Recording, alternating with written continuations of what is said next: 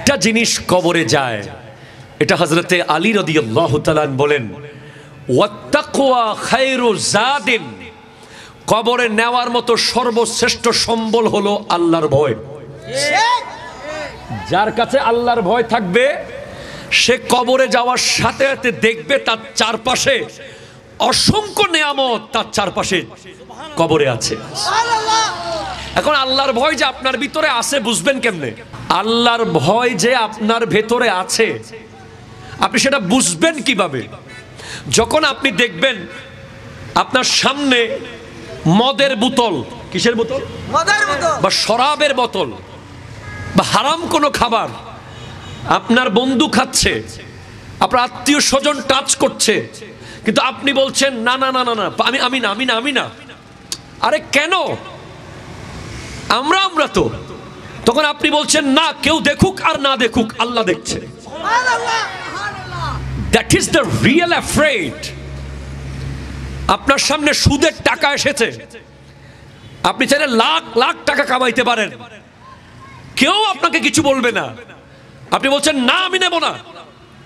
কেন? আল্লাহ দেখছে। ঘুষের টাকা আপনি নিচ্ছেন না, আল্লাহ দেখছে।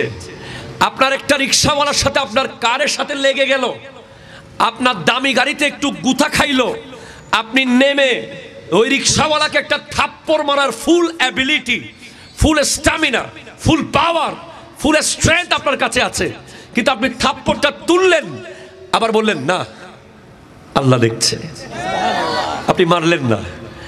আপনার ঘরের দারোয়ানকে আপনি যে কোনো কারণে ধাক্কা মেরে বকা দেবেন, ঠিক সেই সময় আপনি রাগকে কন্ট্রোল করে ফেললেন, আল্লাহ দেখছে।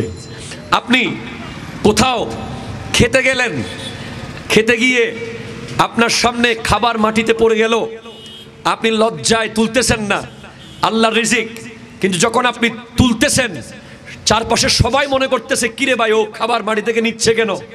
আপনি বলছেন দুনিয়ার দরকার নাই, এই রিজিক আল্লাহর, আল্লাহ দেখছে। সর্বশেষ আপনি যখন নামাজে গেছেন,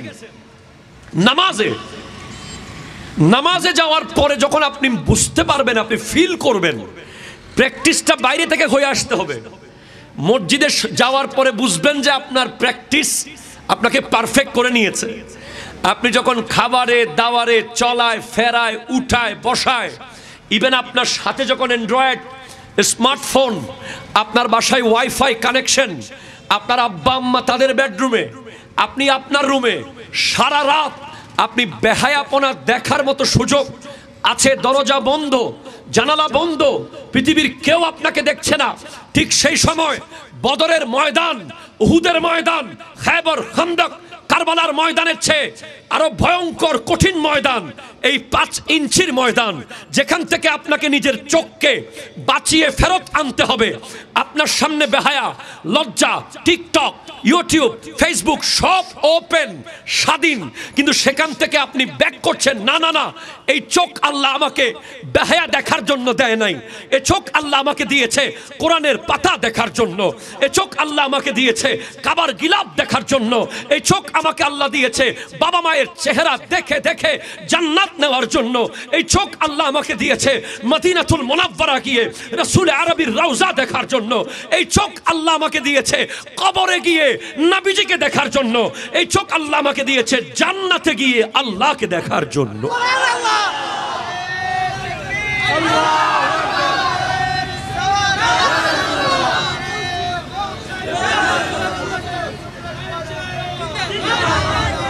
জি,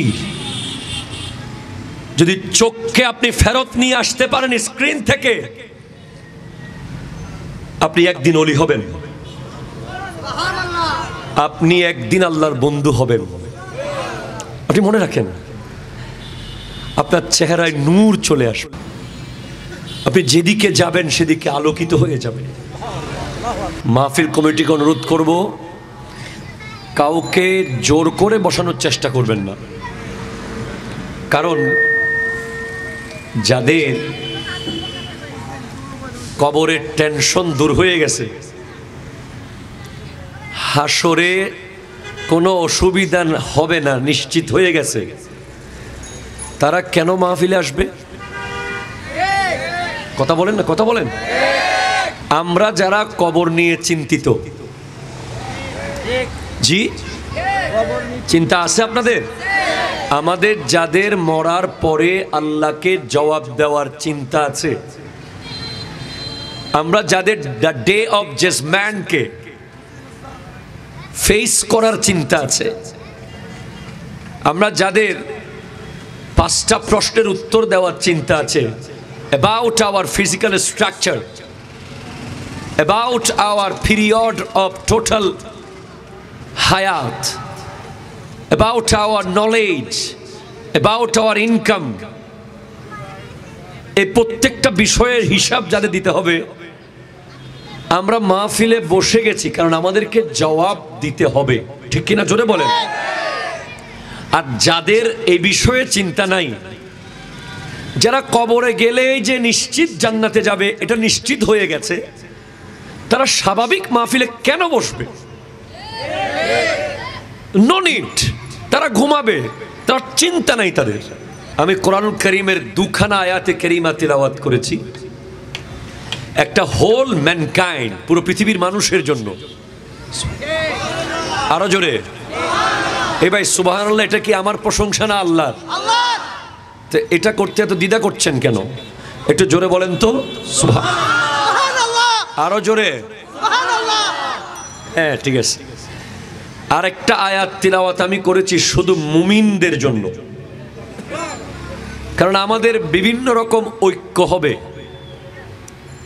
যখন পৃথিবীতে মহামারী হবে, পৃথিবী যখন ভয়ঙ্কর দুর্ভিক্ষে পড়বে, বা আমার দেশে মহামারী হলে, দুর্ভিক্ষ হলে, কোনো ভয়ঙ্কর আশঙ্কা হলে, তখন আমরা মুসলিম, হিন্দু, বৌদ্ধ, খ্রিস্টান, জুম্মা, চাকমা, আমরা সবাই এক হয়ে ওই মহামারীকে মোকাবেলা করব, ঠিক কিনা কথা বলেন। আবার যখন ইসলামের প্রশ্ন আসবে, যখন কেউ ইসলামকে ছোট করতে চাইবে, আল্লাহর শানকে খাটো করতে চাইবে, নবীজির ইজ্জতের উপর আঘাত আনতে চাইবে, কোরআনের উপর হামলা করতে চাইবে, তখন আমরা মুসলমান হিসেবে সবাই ইউনাইটেড হয়ে যাব, ঠিক কিনা কথা বলে। আবার যখন আকীদার প্রশ্ন আসবে, তখন আমরা সবাই আহলে সুন্নাত ওয়াল জামাতের আকীদায় সবাই এক হয়ে যাব, এবং ওটাই হবে চূড়ান্ত ঐক্য, ঠিক কিনা কথা। সেজন্য আমি 2টা আয়াত তিলাওয়াত করেছি। বর্তমান পৃথিবীর সিচুয়েশন, দেশের অবস্থা, বিশ্বের অবস্থা, we are in last position nowadays. আমরা পৃথিবীর একেবারে শেষ সময়ে, এটা আপনাকে বুঝতে হবে। আমরা পৃথিবীর একেবারে শেষ সময়ে আছি। The day of judgement knocking the door, বিচার দিবস আমাদের দরজায় নক করছে। যে বিচার দিবসের আলামত, প্রথম আলামত 1450 বছর আগে দেখা গেছে। আমার নবী দুনিয়া থেকে পর্দা করা ছিল কিয়ামতের প্রথম আলামত। তার মানে কিয়ামতের আলামত দেখা গেছে 1450 বছর হয়ে গেছে। তো we have to think about our preparation, about day of judgment, আমরা কি প্রস্তুতি নিয়েছি।